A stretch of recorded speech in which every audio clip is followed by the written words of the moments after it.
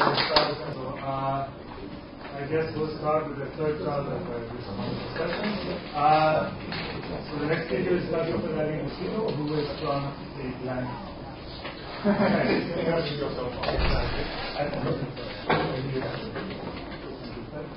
the title of the talk is Free with an Anomaly Differentiation. So thanks for the opportunity of the talk.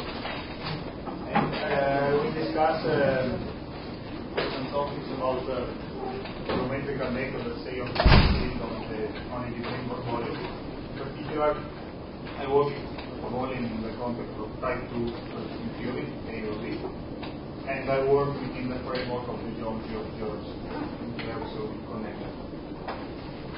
And in particular, usually this framework of the field is thought of as a connection on the level of the part space-time, while in the most common feature, the field is a connection on field bundle on the framework of. Actually, this is the most common case, but it is not the most general. It is not the most general in the sense that in order to describe in the general case the method of the field, one can consider a joint description of the field and the field. In particular, there is a global Washington anomaly, which is called free-Witten anomaly. Because of this anomaly, the Washington action is not always well defined. Sometimes it's an anomaly. And the A field and the B field, in certain sense, may be viewed as interacting in order to compensate when it is possible this anomaly. When this interaction is not possible, the anomaly does not vanish. From this interaction, we see that under suitable common hypothesis, the field is a connection on a canonical field bundle, but in general, we have less information than a complete field theory as a corresponding this kind of, let's say, geometrical. So in particular, I make a brief review of the anomaly and the connection. We know that the Washington action contains these terms. We have other terms plus the integral of the B field on the worksheet, where the field is pulled back by the mapper which sends the worksheet on the space-time. We have the integral of the A field on the boundary, and then we have the Berezin integral of the Dirac operator, covering the tangent bundle of the space-time via the map, sending the worksheet the trajectory map of the string. When the string is closed, there are no problems.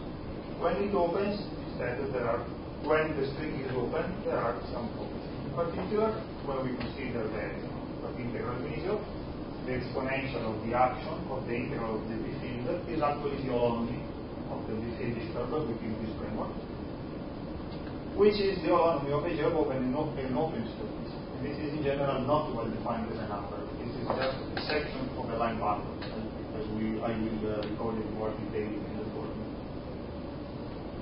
Even the exponential of the Berezin integral is the function of the Dirac operator. In general, it is not a number, it is a section of a line bundle. Then the term of the exponential of the field should be well defined in itself when the field is a connection on a boundary, because the boundary of the worksheet is fully closed.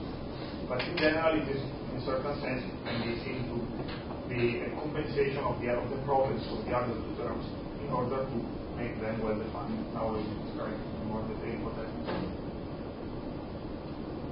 Briefly call a couple of notions about the verbs and bundles with connection. Let us consider the following context of sheaves, where U1 is the sheaf of functions with values in the group U1, while omega1R is the sheaf of real one forms. This complex is extended trivially with zeros on left and right. The group of line bundles with connection on a space X is isomorphic canonically to the first hypercohomology group of this complex. In particular, we consider the associated total complex, which has the check of boundary on the horizontal rows and the boundary of the original complex on the vertical one. And then we consider the first cohomology group of the associated total complex. This way, the one cosines are given by local one forms, which are the potentials, and U1 valued functions on the double intersections, the open set of the covers, which are the transition functions of the one can see that for cycle condition, in particular, the condition which makes this data connection on the line bundle, while the co-boundaries are the possible representation of the pure gauge, that is of the trivial bundle with trivial condition. Therefore, the hypercohomology group is exactly the group of line bundle connection. For GERBs, we don't have a more global geometric view. One should use other fine instrument. But here we can just think by analogy with the case of line bundles. So we just consider a longer complex. We consider it in two forms. And we define a GERB with connection as the second hypercohomology group of this complex.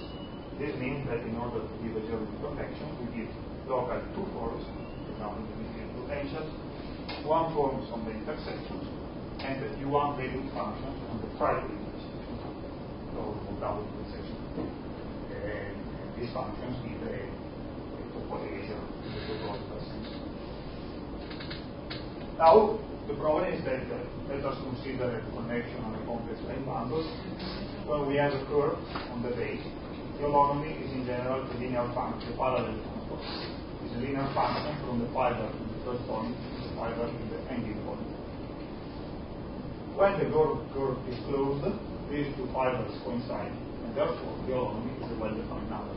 But in general, it's not. In general, it's the coordinate is a section of the line bundle of the space of open. Because in general, the isomorphism of two complex lines which are not canonically equal or which are not equal is not canonically equal. Okay, one can describe the bundle, which is not very important. The important thing is that instead only in special case of trivial bundle, instead if we choose a trivialization, in particular we have a way to identify for the reach point, and in this case, then we can restore the holonomy as a well-defined function via this trivialization. But this happens only for trivial bundles with a fixed trivialization, in particular the number depends strongly on the trivialization. By analogy, the same happens for GERBs. By analogy, the same thing raising by 1 degree in cohomology. In particular, if we consider a closed surface, we can define the holonomy as well as the exponential Wilson loop, where instead of integrating the connections on pieces of the curve, we integrate the diffusion triangles, and then the one forms on the edges, and the transition functions on the vertices. In a suitable way, we define the holonomy as an number. Instead, when we have an open surface, the holonomy is just a section, or it can be defined as a section of the line bundle over the space of maps from the surface to X, which is not possible to give canonically as a number in general. Only when the GERB is trivial, analogous as happens for line bundles, if we fix a realization, we make a realization, not merely fix it. In this case, we find the holonomy. When we have a GERB which is symmetrically triggered, we need trivial GERB with trivial connection, we can find the canonical realization up to a constant, exactly as for line bundles. If you have a trivial line bundle with a trivial connection, you can choose a global parallel section, which is well defined up to a global number. In this case, the same happens for GERBs. Okay, so I briefly recall what I said at the beginning. We have the Cauchy action for open strings. And we remember, now we have seen that the holonomy of the diffusion is not in general well defined as a number, and like this. And so now I explain what it is in order to arrive to the description of the issue. In particular, the exponential of the field is a section of the line bundle over the space of maps on the Cauchy space-time, which sends the boundary to the fixed fibrane. Now we are considering a type 2 superstring background with a fixed fibrane for volume. I put it the function of the Dirac operator, the exponential of the Valentin integral, is also a section of a bundle over the same space, which is actually determined by a flat GERB, which is on the Bohr volume, which has the first class W3 for the Bohr volume, the third integral Stiefel-Wilson class, and the holonomy W2, the second Stiefel-Wilson class. Since it is flat because the first class is torsion and the Bohr is 0, the holonomy is quantized, so it can be defined as a homology class, valuing the constant shift 1. Therefore, since we have these two gerbs, we have seen that for open strings, in general, for open source, the holonomy is well defined only for trivial gerbs with a fixed intermediation. First of all, the gerb must be free. Since we have these two gerbs, we have, in order to have a well-defined action, we have to trivialize the total gerb, which is the tensor product of the gerb causing the P3 restricted to the whole volume, and the W3 gerb, the spin C gerb, which is the one determining the Spartian section of the line of a line boundary. And therefore, it must happen that the sum of the two furniture classes, which are W3 and the integral class of the P class restricted to the whole volume, must vanish. This is the statement of primitive anomaly. So what happens concretely for the Lagrange theory is this picture. We can consider the following situation. On the Lagrange, we consider the space-time germ restricted to the Lagrange, and we represent it as a two hyperhomology class.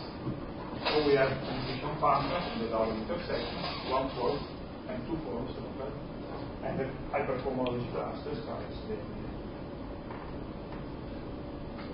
Now what happens that we have that the function of the Dirac operator is actually a flat germ. So when a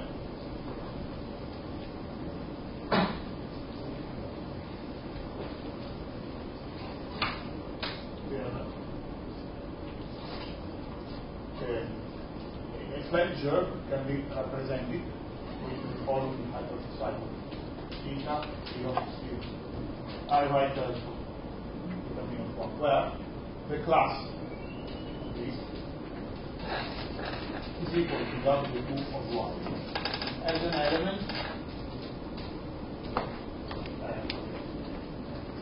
element of the homology class with value in the constancy V1, now constant. Therefore, in this case, if we represent the germ in this way, we have this representation of the function. If we multiply it by a germ represented in this form, we obtain a trivial and trivialized germ because we represent each trivial transition functions. And therefore, we have a globally defined form which is the plus. That's the situation. So in particular, what happens is that starting from the little germ, since we have this picture, we need a sort of reparameterization. That means we have that the check boundary of the A field of Doppler's local forms and the local transition functions must provide a change of coordinate which, starting from the germ of the field as it is represented, if you multiply this cocycle by this cocycle, you obtain exactly the cocycle needed in order to get the well-defined relation. I will say again.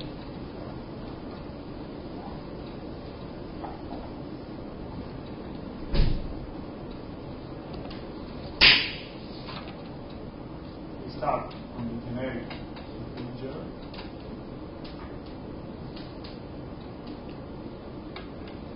If we multiply this by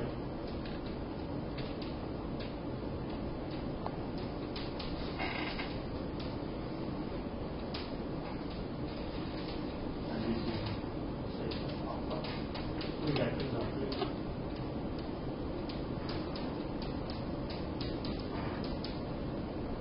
this is the role of the A field, which should give this reparameterization. Just the reparameterization of the germ, so that multiplying if we rewrite the field in this way, we multiply by the function of the Dirac operator, which is always represented in this way, and we obtain a trivialized germ. And now the holonomy is well defined because we have three in the germ and the globally defined for H in R. So what happens? We need this kind of reparameterization in general. But this, as you can see, the value of P, F is dA alpha, so the value of F depends on what we're choosing. Only P plus F is gauging value, this is well known fact. general, F depends on the gauge choice for the disease. So in the most generic case, we don't neither have a canonical gauge theory in the volume. We just have a different gauge theory for every different gauge choice of the disease. Instead, only when the H flux has a differential form, not as an integral flux, just as a smooth real form, is zero on the differential volume, then in this case we have a flat germ. So this germ can be canonically represented sending the connection to zero. That into vector bundles, if you have a connection on a line bundle, you can choose constant transition functions and represent it with constant functions and zero local potentials because it is flat. The same thing can be done here in this case. Therefore, what happens? And when the alone is zero, we have the canonical choice 1, 0, 0 as for a trivial bundle with trivial connection. Therefore, in general, when we have a spin volume W20 and a trivial germ on the volume, we can canonically represent the field as 1, 0, 0, and therefore the H field satisfies the condition in order to have a canonical gauge field. But in general, it's more complicated. When the alone is equal to W2 but they are not zero, we have an eta coefficient, sorry, there is a gamma missing, which is canonically, it is not canonically 1, and therefore you have a freedom of the choice of these transition functions within constant 1. Therefore, we miss the torsion part.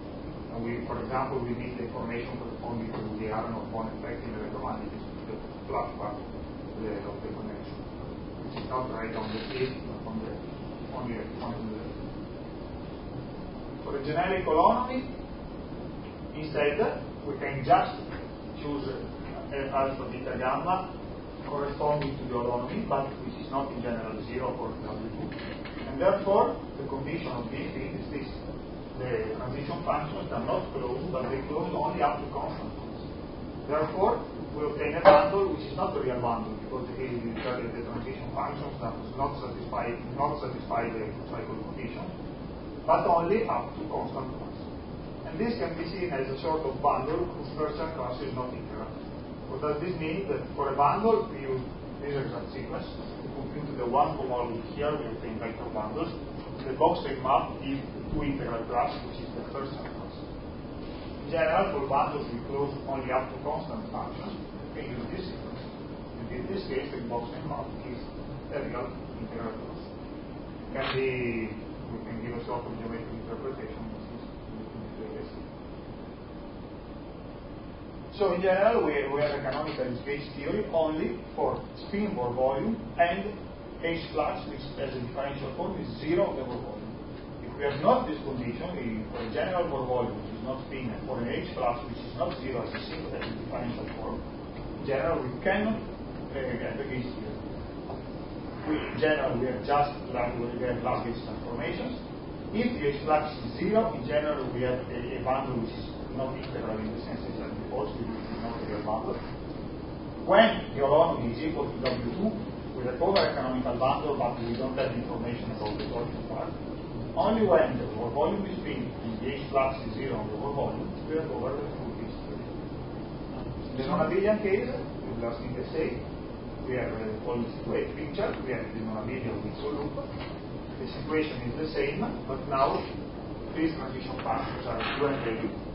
So their boundary must lie must live in the center, which is U1, but it means that this element is not necessarily trivial in U1 homology. So we have the same condition. The A field is a connection now in the twisted bundle, which closes only up to U1 function, and we can describe it as a connection on a twisted bundle. That means a bundle topologically can be twisted with respect to a tuple cycle. Twisted bundle with connection can be twisted with respect to two hybrids. So we have the same picture as in the abelian case, as the same reason. But we have a condition more. We have a twisting class, which can be any torsion class. So the H flux, the first class of the diffuser plus the twisting class must be equal to W. The twisting class can be any torsion class. So if for any torsion class, if a Bohr volume is such that the H flux is given the form, so the Ger distortion, it is always possible to find the anomalous H theory, but sometimes there's constraint on the rank. If this is not true, we must have an higher rank H theory. And the classification then is analogous to the Median case, but we have this possibility work, which implies that the holonomy is not necessarily an holonomy of a Ger whose Bergson class is W3, but can be a generic holonomy. But then the situation is the same. We recover a higher dimension on a Median H theory only when the brane is thin and the holonomy is equal to 0. The holonomy of the AFD field restricted to the different Bohr volume.